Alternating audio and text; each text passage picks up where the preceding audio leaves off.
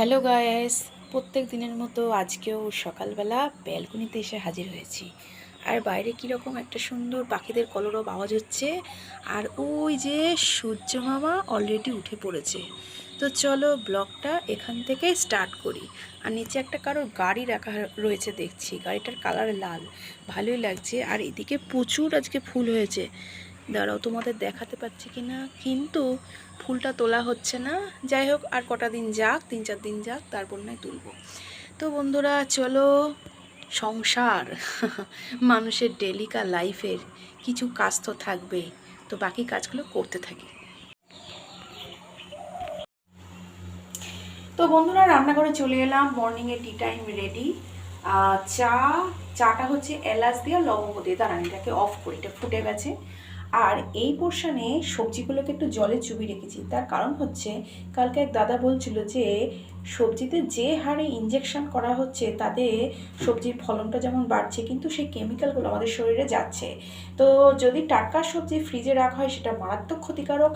আর যদি সবজি এনে যদি 30 মিনিট আগে আপনারা হচ্ছে রান্না করার 30 মিনিট আগে কী করতে হবে, জলের মধ্যে নুন দিয়ে বা বেকিং সোডা দিয়ে সবজিটাকে ভিজিয়ে রাখতে হবে, তাহলে এই কীটনাশকগুলো থেকে কিছুটা আমরা রেহাই পাবো।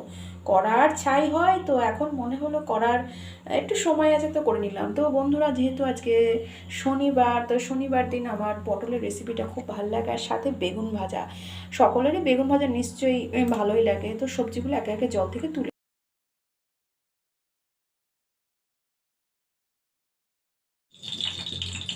সকালের টাইমটা বন্ধুরা একদম এক্সপ্রেস ট্রেনের থেকেও তাড়াতাড়ি যায়। কীরকম, ধরুন আপনি 6:30টার সময় অ্যালার্ম দিয়ে রেখেছেন, কিন্তু আপনার মনে হবে আরেকটু ঘুমায় আরেকটু ঘুমায়, 6:30 যে কখন যে 7টার ঘরে পৌঁছাবে এ আপনার ধারণার বাইরে। আর তার উপরে কীভাবে যে 7টা 9টা হয়ে যায় একদম বোঝা যায় না। তো আজকে যেহেতু সানডে না, আজকে হচ্ছে স্যাটারডে। তো আজকে যেহেতু স্যাটারডে, তা ভাবলাম নিরামিষ রান্নার মধ্যে কী করা যায়। গাজর ছিল কতগুলো ঘরে, তো গাজর ভাজাটা তেলের মধ্যে দিয়ে দিই। আর অন্যদিকে রান্নার মধ্যে আর যেটা ছিল,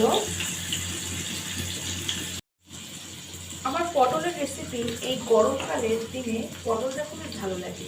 তা ভাবলাম আজ যেহেতু শনিবার, বেগুন ভাজা আর আলু পটলের রসা এটাই যথেষ্ট। আর যেহেতু ঘরে গাজর ছিল কয়েকটা, তো গাজর ভাজা দিয়ে আজকে শনিবারের মেনুটা এটাই হচ্ছে।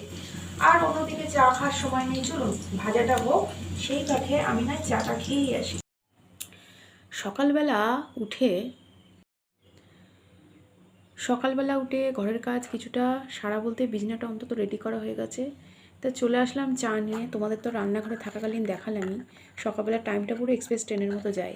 তো যাই হোক, চায়ের সাথে কালকে যে বিস্কুটগুলো নিয়ে এসেছিলাম না বন্ধুরা, বিস্কুটটা খেতে এত সুন্দর, মেরিগোল্ড ব্রিটানিয়া, হ্যাঁ এত সুন্দর টেস্টি না, মানে ভাজাটা একদম কি বলবো, কড়কড়া বিস্কুট ভাজা, ভালো লাগে, ভালো লাগছিল বেশ খেতে।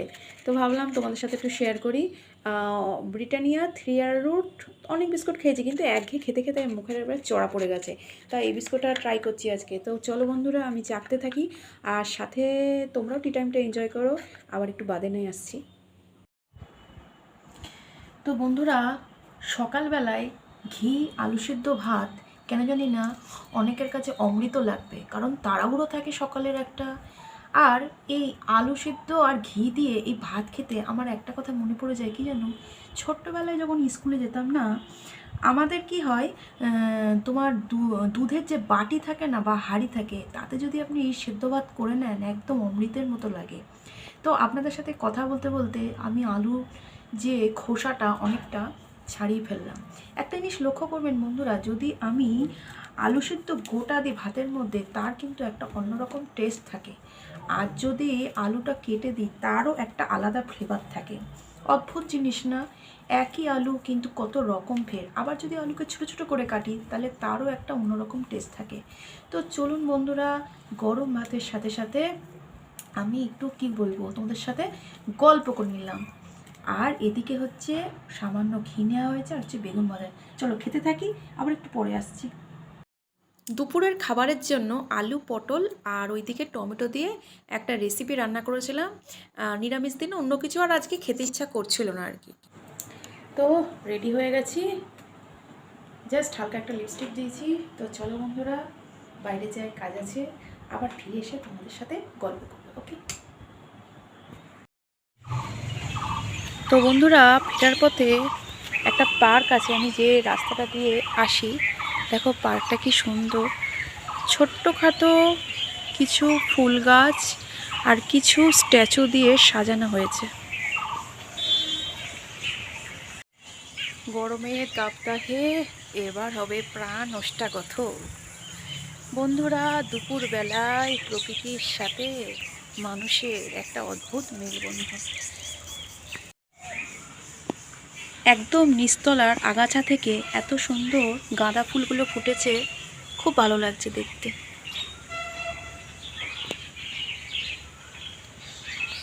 বাহ, কুড়িটা এসছে, এখান থেকেও ফুল হবে। তো যেটা মজার বিষয়, আমার একটা ইম্পর্টেন্ট জিনিস হারিয়ে গেছে। কি হারিয়ে গেছে জানো বন্ধুরা? তাহলে বলি, খুলেই বলি। তো একবার উত্তরবঙ্গ থেকে দক্ষিণবঙ্গের দিকে যাচ্ছি। তো এক্সপ্রেস ট্রেনে সাধারণত যাই, যেমন এদিকে তোমার হচ্ছে উত্তরবঙ্গ এক্সপ্রেস আছে, আরও কিছু ট্রেন আছে, পদাতিক এক্সপ্রেস। তো কামরূপ হোক, তিস্তা হোক, যে ট্রেনিং বা যাতায়াত করি না কেন, তো একবার কী হয়েছে, কামরূপ এক্সপ্রেসের গল্পটা বলি। তো যখন ট্রেনটার একদম প্রপার টাইম, যে সময় ট্রেনটা দাঁড়াবে, মানে আমি যেখানে নামি, সেই সেটা যে টাইমটা ধরা আছে না, অলরেডি না অনেক আগে চলে এসছে। তো স্লিপারের আপার সিটে ঘুমিয়েছিলাম। তো ঘুমানোর পরে আমি না একদম এত ঘুমিয়ে গেছি, আমি না বুঝতেই পারছিলাম না যে কী হলো, কিসের একটা আওয়াজ হলো। ভাবলাম হয়তো আমি যে জায়গায় পৌঁছাবো সেই জায়গাটা আসেনি। তো তারপরে শুয়ে আছি, তো কখন যে সেই জায়গাটায় পৌঁছে চলে এসছে, ট্রেনটা দাঁড়িয়ে আছে। আর এক্সপ্রেস ট্রেন বুঝতেই পারছো, একবার যদি না নামতে পারি লাগেজ নিয়ে, খুব মানে প্রবলেম, একদম চলে যাব হাওড়া। আর তার তড়ি ঘড়ি করে চুল টুল আজরে, আমার খুব মিষ্টি, খুব প্রিয় দুটো ক্লিপ ছিল, কি বলবো, সারা বছর ব্যবহার করতাম। তো আর একটা কি বলো তো, যে কোনো জিনিস তুমি যখন ব্যবহার করবে তার উপর একটা খুব সুন্দর ভালোবাসা তৈরি হয়ে যায়। আর কি বলো তো, ইউজ করতে করতে না কিছু জিনিস যে সেট হয়, দেখো কসমেটিক্স বলো বা কিছু জিনিস বলো, ব্যবহারের জিনিস, সব কিছু যে মাথায় সেট হয় বা দেখতে ভালো লাগে, তা কিন্তু না। ক্লিপ দুটো আমার বড় প্রিয় ছিল, যাক হারিয়ে ফেলেছে, আর কী করা যাবে। ঠিক সেই রকম আমার মনে হলো হোলির দিনকেও একই কেস হয়েছে। কীরকম কেস হয়েছে বলো তো, হোলির দিনকে তো আবির খেলা হয়েছে, তো যে বন্ধু বান্ধবগুলো রঙ দিয়েছে, এত বিশ্রীভাবে রঙ লেগে গেছে, তো আমি খুলে রীতিমতো ধুতে দিয়েছি বা রিইউজ করবো বলে, কিন্তু খুঁজে আর পেলাম না। কী আর করা যাবে, তো মনটা একটু খারাপ ছিল। তো সেই জন্য আমি এক বোনকে বলেছি যে নতুন আর দুটো ক্লিপ এনে দিতে। তা হোলিতে আমার এই দুটো জিনিসই হারিয়ে গেছে। কি ইম্পর্টেন্ট জিনিস বলো। তো বন্ধুরা, আমার ট্রেন জার্নিতে ক্লিপ হারানোর যে গল্পটা আমি তোমাদের সাথে শেয়ার করলাম, এবং আজ আমার মন খারাপ করে সেই ক্লিপ দুটোর জন্য। তো যাই হোক, পুরো ব্লগটা কেমন লাগলো জানিও, কেউ কোথাও স্কিপ করবেন না। আর ভালো লাগলে লাইক, সাবস্ক্রাইব, কমেন্ট করে দিও। টাটা।